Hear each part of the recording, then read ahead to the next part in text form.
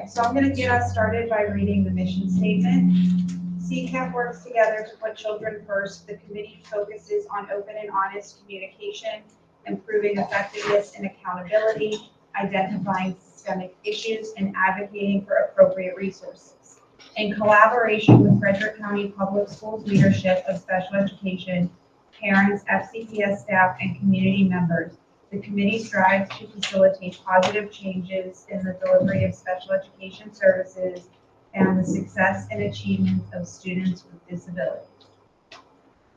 Is there anyone for public comment? No. Okay. Okay, so then we'll move into chairperson comments.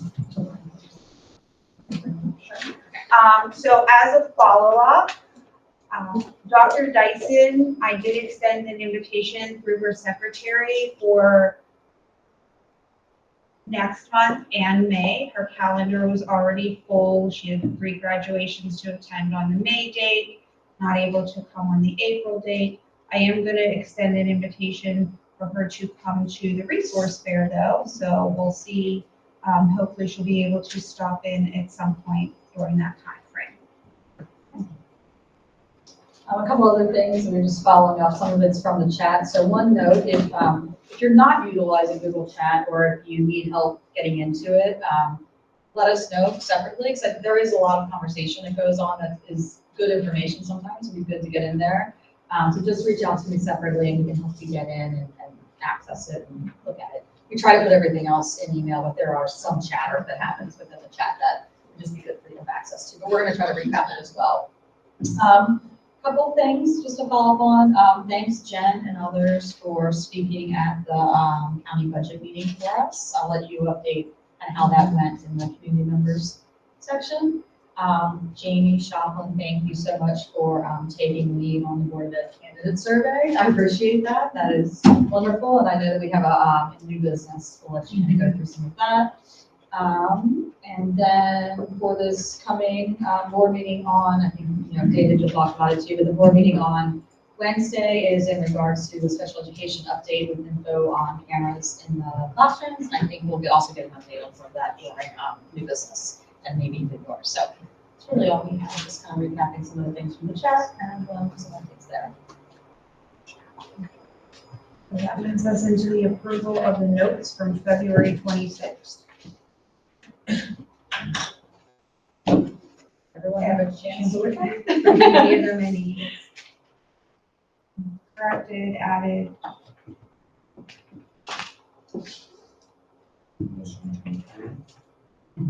Second. Who was the second? Jamie. Okay. He's got seconds. All in favor of approving the notes says,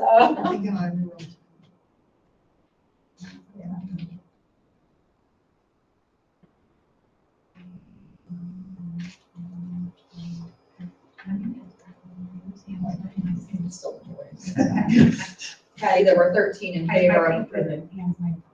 There we go.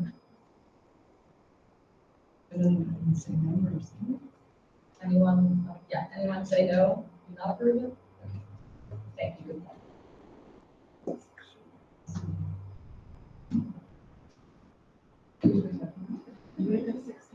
How many people are here? We had to have 16 to be able to take the vote, but we don't have 16 to. No, we decided it's majority of those that are here, at least in the quorum. Yeah, but And then of the quorum. your total should, if there's 16 voting members, there should be either 16 yeses or like 13 yeses, 3 nays, 3 of, you've We got, don't need, no, we only need the 15. shirt should still add up to 16 All at right. the end of the day. All in favor of approving Put it up this? high and keep it up until you're counted.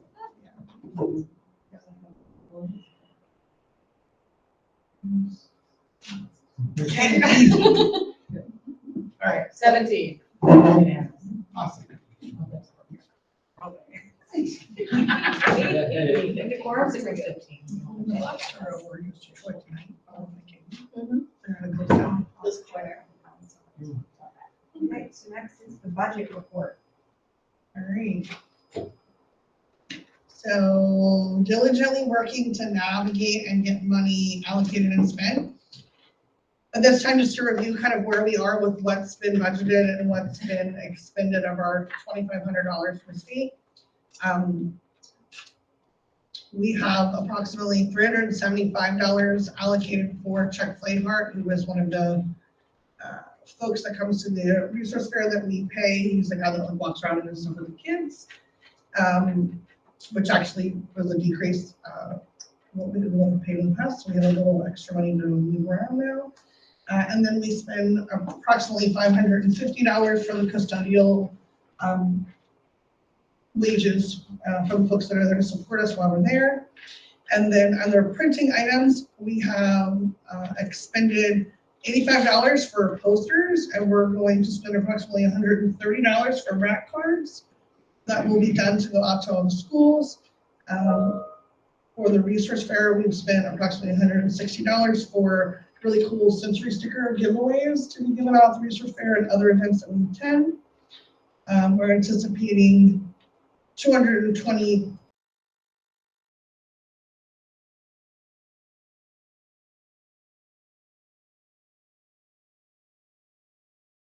All right. Okay, so this probably actually should have been, I guess, old business, because I think we discussed it last time. But scheduling a presentation from Barbara Friedlander on inclusion practices. Is that something you still are interested in doing? Is that Oh, meant for for our us or group for the or public? Yes. Is that in reference to? I don't remember, to be honest. I had it in the notes, and I'm like, I know we discussed this, possibly having them speak. I guess maybe let's just discuss it as a group. Do we want to have a presentation from Barbara Friedlander, and then who would we go to get that information? Does anybody have Barbara Friedlander's contact and we can find out when she costs? She's an employee. I don't know. Yeah, so gonna come She's an employee. to a valid question, but why did we want Barbara Freelander? She did What- present, she what's did her present job to the title? board, I'd have to look to see what date, but you can look back and certainly it was recorded. We did a presentation a couple months ago, so you can see. She's a coordinator in our district, and so she's really working on creating coaching, like really looking at where we are with co-teaching. She's doing research on co-teaching and then helping to kind of make sure that we have consistently co-teaching practices that are really going to strengthen the work across our district. So it's just really taking where we are and then helping to kind of grow that and to strengthen it across the district. And again, she did do a presentation a couple months ago with me to the board. And so I can give you that date if you want to look back to it to see it, and that way you can determine is it really something that you're interested in, but there's already some information out there on the work that she's doing in her district. I think that'd be a good place to start. I do remember it came up because at one point there was going to be an RFP possibly having, like hiring an outside consult to do Right. that. And then you guys had, were able to hire someone that has experience and has started. So I think that's a good way of looking at it. Let's go back and look at a presentation. And then we can keep it in old business for next month. We can regroup. We'll post the link, we'll find it. And if we want to have her come talk again. Say that again. What is it? I'm putting it in the chat. Thank you. I appreciate that. And the video should be there so you can hear her like speak to the work. Yeah, and if you guys, I don't know if you guys have looked at like old board doc videos, but you can look at the agenda and skip right to the section you want to actually watch. You don't have to fast forward or anything. Not that you would do that, but. So you can skip to the part that's pertinent to what you want to review. In regard to co-teaching, what is the potential agenda of FCPS, like, specialized programs or a gen ed teacher with a special ed teacher throughout the building, starting with elementary and moving up? It's Actually, it's backwards based on to student bid. needs. It's like a service delivery model for Okay. students to really meet their needs in the classroom, and so it's to ensure that they have what they need in the classroom. Some of this that they came out during, I don't know which work group or whatever, is that, and what a lot of parents have noticed were that, you see a lot more co-teaching starting in middle school. But That'd be awesome. it's interesting, yeah, I know, right?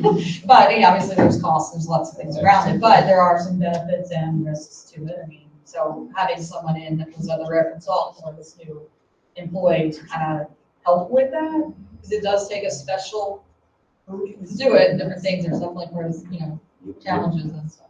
Would it be up to the ratios of kids with IEPs in the classroom? Is that a deciding factor? It's more of the individual student needs to say, do they need to have a co-teacher in the classroom? And that, would that be identified by the LTSS process or? Which I actually. And there is like some the staffing question, issues with that, like, let's face it, do they have the staffing to really lift it up in all places? So that's one of the things our staffing work group is currently really establishing. Where are we with staffing and what staffing what schools need in order to be able to ensure that they can strengthen the service delivery models, and so we anticipate that that will be something we look at. One good teacher.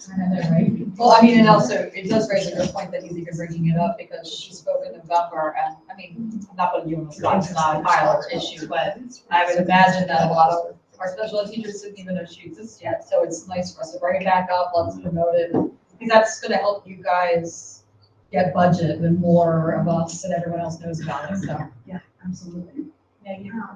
Maybe she addressed it in the video she got this along with the co-teaching.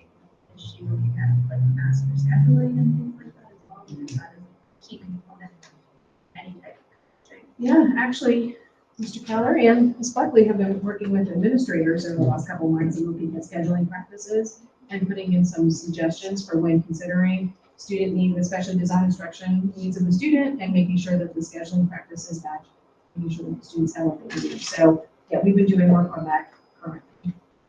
Yeah, great questions. We're gonna move this to old business next time, we're on probably this next year, but we're gonna leave it there for another month. And if you guys can all take a look at the video and see if we can maybe come back with some questions for next month. Awesome, thank you.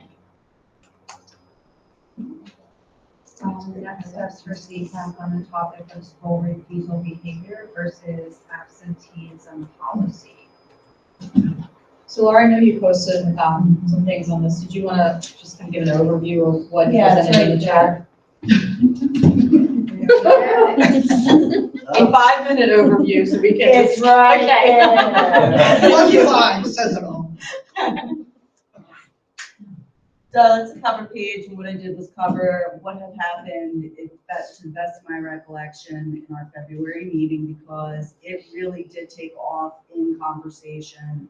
And from what I can remember, the 4 most salient points were what you see there, because I can't see it because my eyes are so terrible.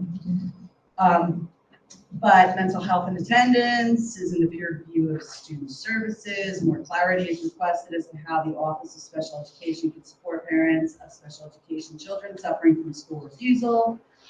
Parents of students in special education need information, help, and support for school refusal, and communicating chronic absenteeism to families in a non-threatening manner. So those were the discussion takeaways. And if you could please move to the next slide.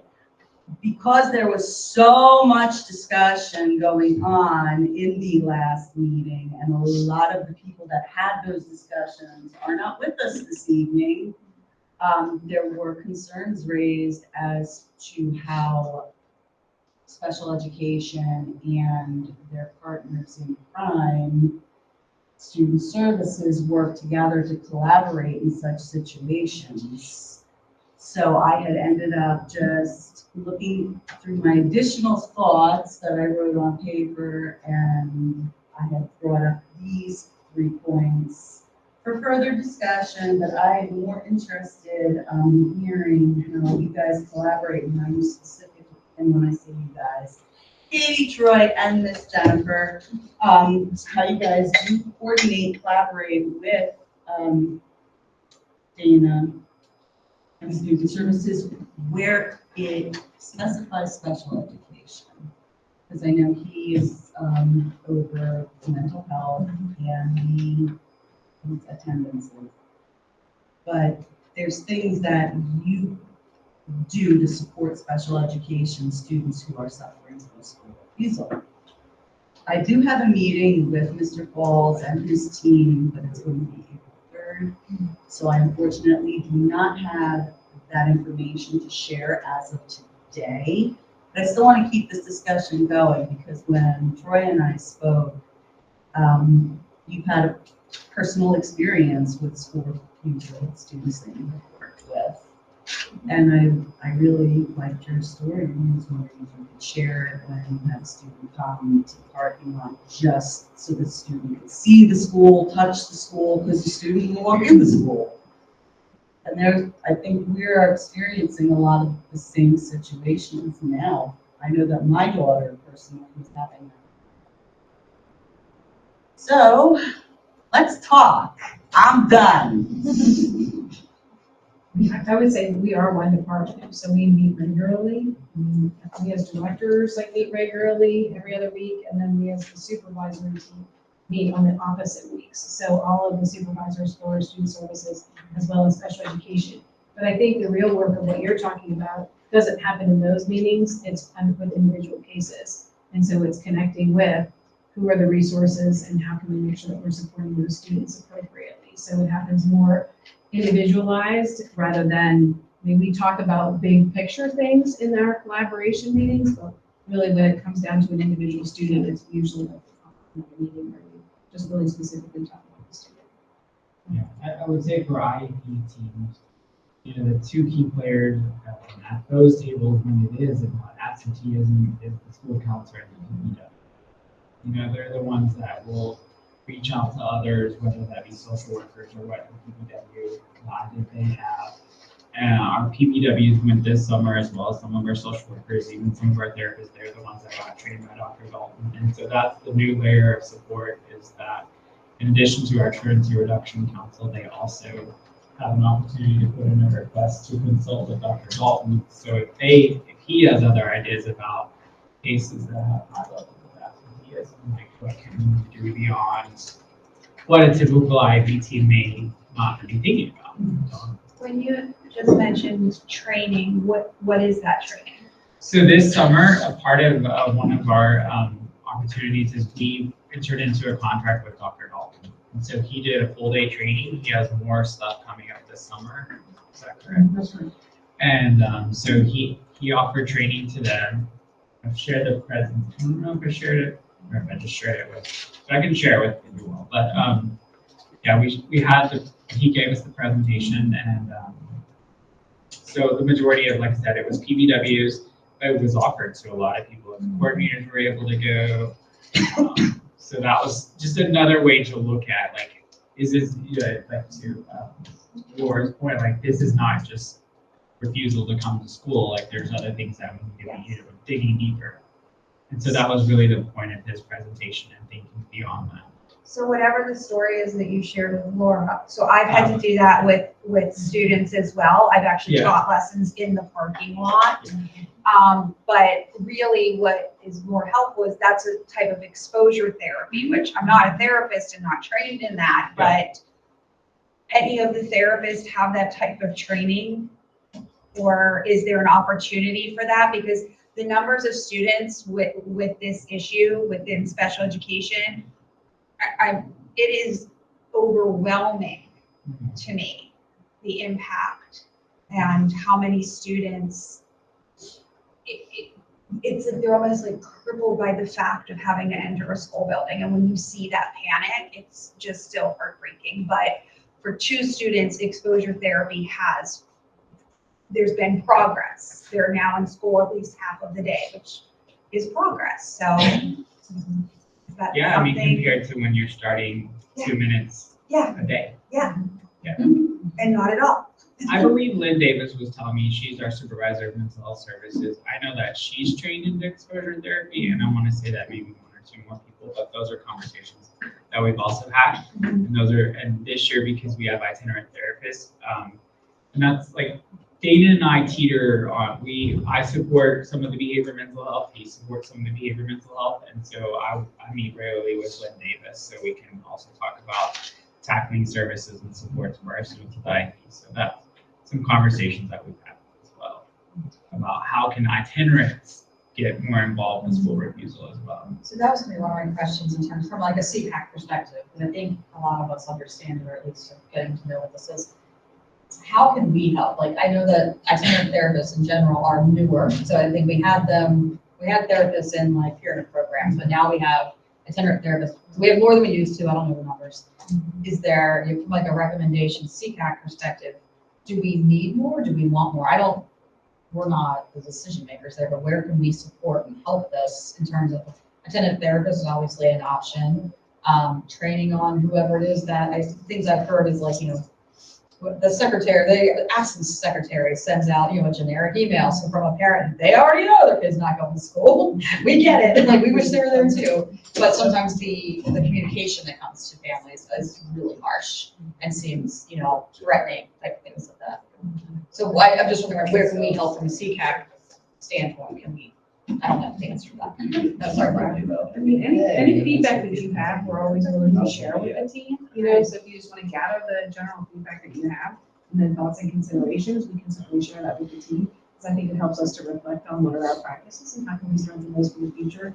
I think that's super helpful. We are going to continue our partnership with Dr. Dalton because we've heard so many great things from the folks who have attended and said that there were some really great takeaways. And he's able to consult with specific cases, which I think is really great because he's actually partnering with the team who's supporting those students. And so that's some of the things that I think we want to strengthen more in the future. The training that was offered and that will be coming offered, were administrators who deal with IEPs and school refusal, were they in any of that training yet? Because they're the ones usually in the front line dealing with the day-to-day that need to know how to reach out and resources. Were they been trained or gone through any kind of like exposure to this is what you might see, these are signs and symptoms, this is what the family might be feeling, that kind of stuff? I have to look back to the summer and see exactly who I'm talking right. I feel like my brain is not taking me back clearly, so I don't want to misspeak. No, I'm just saying, I also feel like I think that's that's a good thing for us to consider for the summer. Because I have observed that those are often the folks that first have to deal with this, and then like the numbers get high enough, but then a PPW gets brought in. And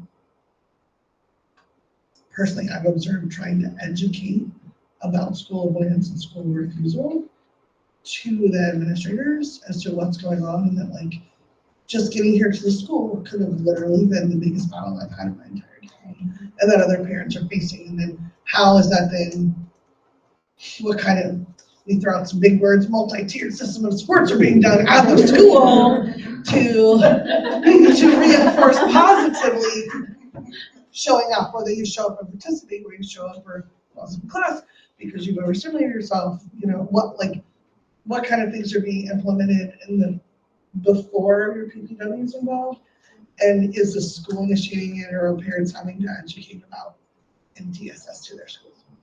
That's certainly something that can happen. Make sure that they're invited this summer. Yeah, I think it would be very helpful because they're kind of like the ones saying in the IEP need to go, where is their coming? Or they're getting behind in their specialized intervention, and it's affecting the other two kids in the real, and it's like, well, Parents. we're just excited they're in the driving room. a lot of cars while other students watch. Kids self Even when the parent, Kids self-medicating when the principal crawls in the car to try to help get them out. I guess you need that they wouldn't like.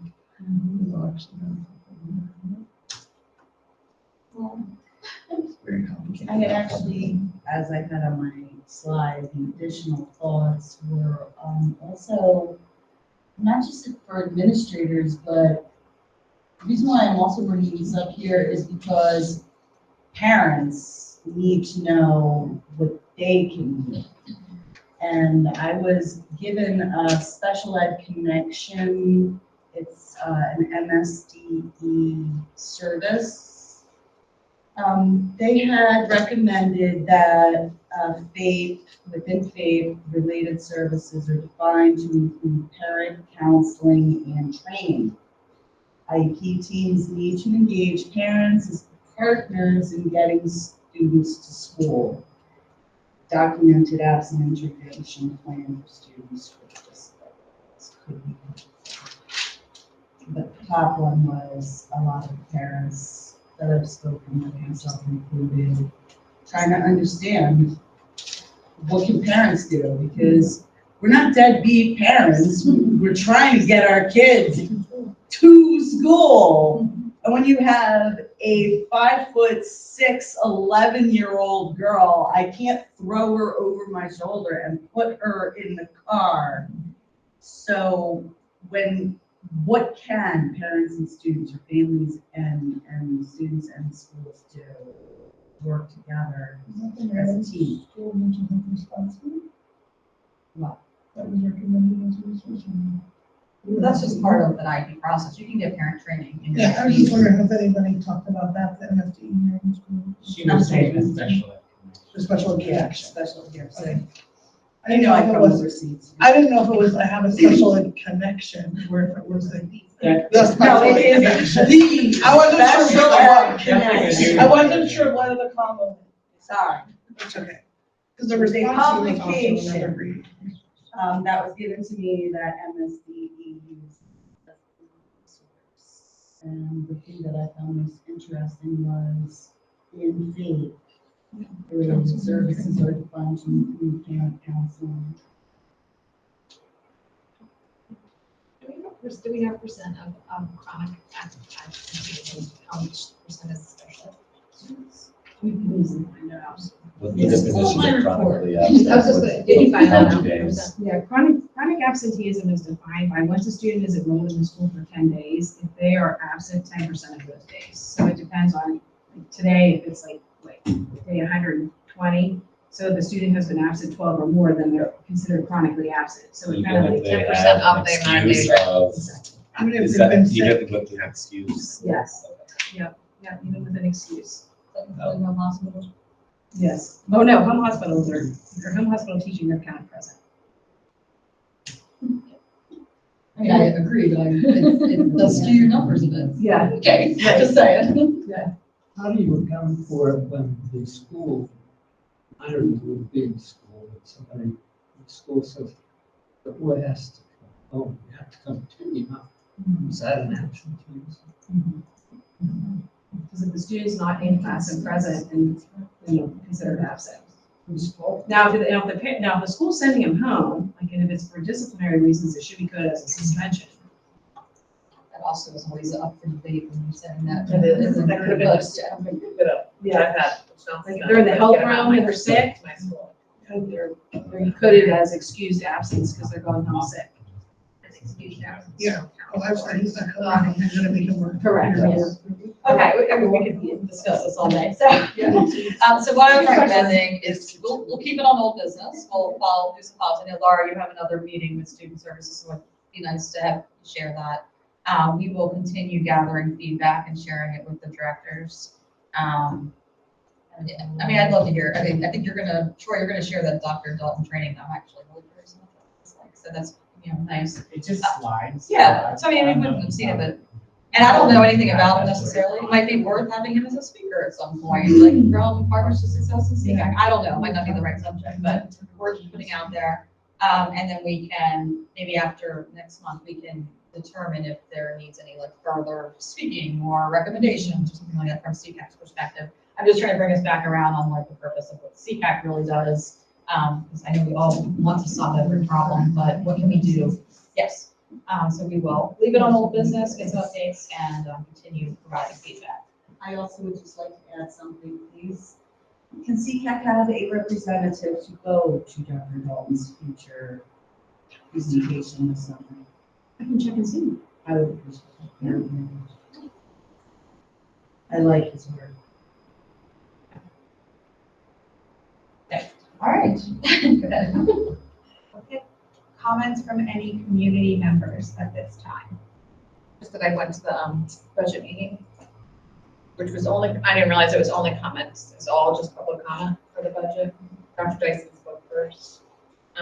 Karen Yoho was there, she spoke, and then Dean Rose and Greg Gallagher were there also as representatives, but only Yoho spoke. But the FCPS people, the employees were read. They read everything. And they were like, as I said, the largest present thing was probably the school system. But a lot of support staff were requesting also to support it. And then one special teacher from TJ, me, and then there was a special teacher from the out of county, but has kids in special ed. So just in general, just everybody was there. Sorry, did anyone speak up against providing the record? No. Your comment was fine. It's so hard to figure out $2,500. I can only imagine. Like, silent, they're like, well then anyway. I got it.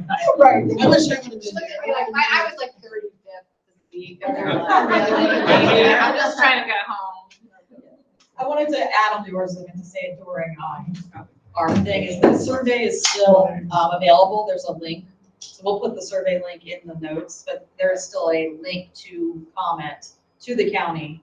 It's still open if we all want to go in and take a Comment. survey. And you can actually play around You with can the move budget. the budget around. Yeah. So put all Special 20 education. million. All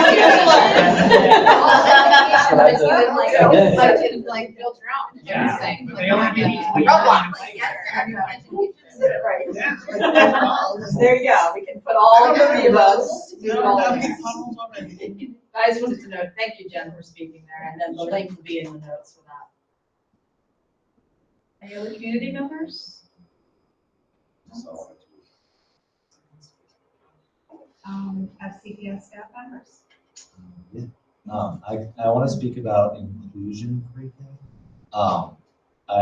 Just for context for our committee, inclusion pre-K, there's this year 3s that are half day and 4s.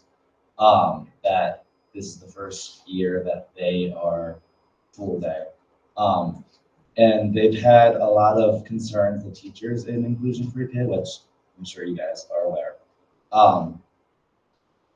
Mostly in terms of behaviors, and the 4s are broken up into 8 kids with IEPs with 8 kids that are typical development team peers. And a lot of those peers are unidentified kids with special needs. So the ratios are off. Troy, a few months ago, met with the inclusion teachers and pitched a few different ideas, but they're not aware of what was decided. I don't know if you communicated that with them, but a few of them are still not sure what's gonna happen. We're kind of waiting for the budget, but tentatively, we are going to have 5 self-contained classrooms next year. And so right now we have 3, so that will help with student needs. If they need a more restrictive environment, that will be available. We'll continue to have students have access to traditional if it's appropriate for them based on their service hours. Butterfly Ridge is going to actually have a co-teaching model available to pilot.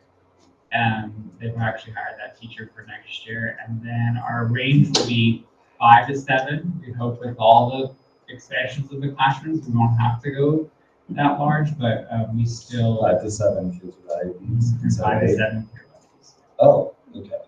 For the 4s. Yeah, for the 4. So we'll reduce it a little bit. The numbers are going to be variable. Can you communicate? Because a lot But of, we're waiting for. okay, a lot of, just so you know, a lot of teachers are assuming that it's staying the same and they're already applying for transfer. And so I'm afraid you're gonna have a problem with retaining and hiring for new classrooms if that's not communicated to them. Yeah, I mean, I can communicate it tentatively. Yeah, but I would do that because people are already looking at the transfer list.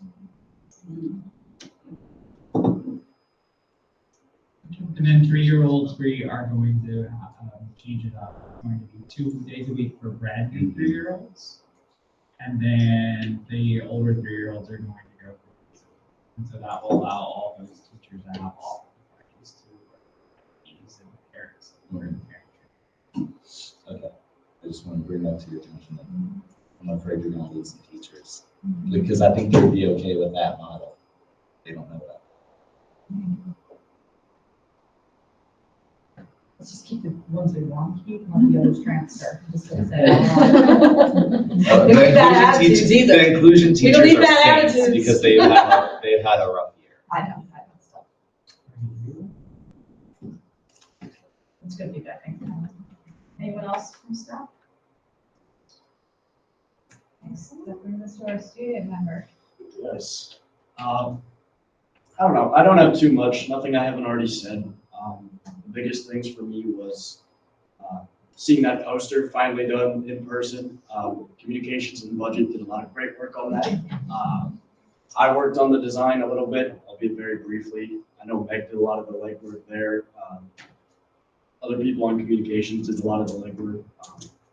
But I was just happy to kind of see all that pay off and kind of the actual poster now, which is great. I'm excited for the resource fair. I'm hoping I can pledge my time there. I'll be on the lookout for Tara's sign up genius about that. But other than that, that's all I got.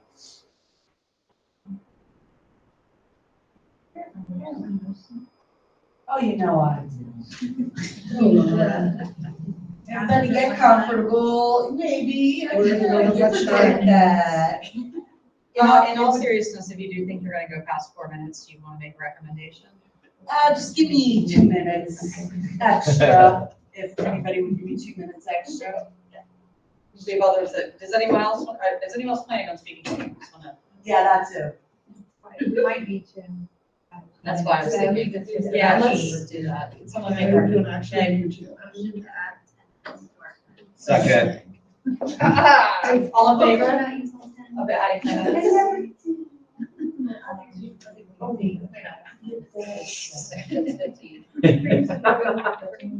I'm Patty's. You raise your hand again. I'm Patty's hand. Okay.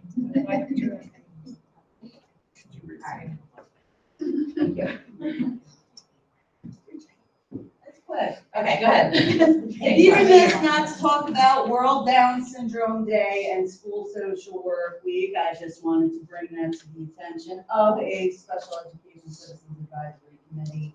Thank you for bringing this proclamations before the board, and it's also something to highlight within the audit that we want our staff to feel appreciated, as well as everyone we serve.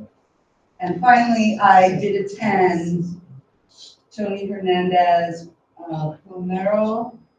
He was a speaker for Partners for Success. He is an adult that has autism. He did an extremely phenomenal job talking about his experiences growing up in Puerto Rico and then coming to America.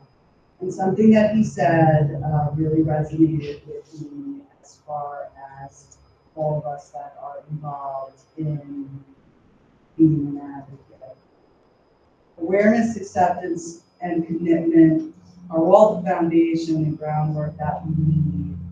However, it's great having all three of those things, but prove it with action. That was reported in Yeah, I think It's on there. check with Rachel, but I. Rachel's gonna report it and that have was it. awesome. I don't know if it's out there yet. I was supposed to. Is that it? Yep. Is there any other things? Any comments or? Yeah, sure.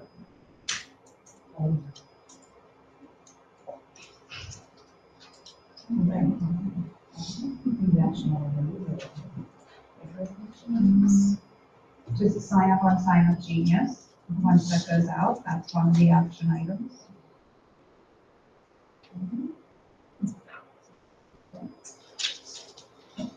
Do you capture any other action items, Patty? And I also have the act, and follow up with the act for events. And then the website update. And the follow-up, Jen was gonna follow up on the percentage of special ed students in Carter who see something, if we could, if someone could attend the Dr. Dalton, and then could have an offer to administrators. All right, we'll double check the rest. For people to send their reports, committee reports to Patty for copy and paste into it. Don't send it to me, put them on. Oh, put them on the Google Drive. Where do you want them? You can make a We have folder. one, Or we is have a there- folder, this is a Meeting folder. Oh, yeah, put it in your self-made folder. Yeah. Yes, you know, particularly way with them as well. It's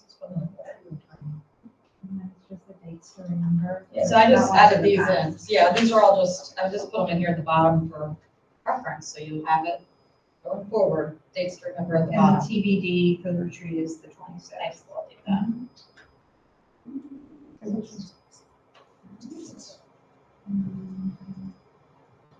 Oh, or will we still be here next month, Troy, or will we go back? Okay, so here for the rest of the year.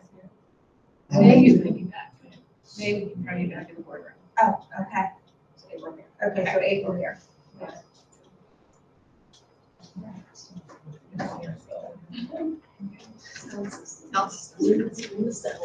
The next meeting, April 29th.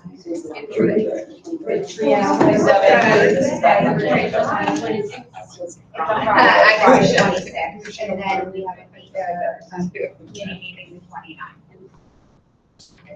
It's a lot of places, but it's sporadic. a little bit, but it's- Oh, wait, do we have Right, a so move to adjourn.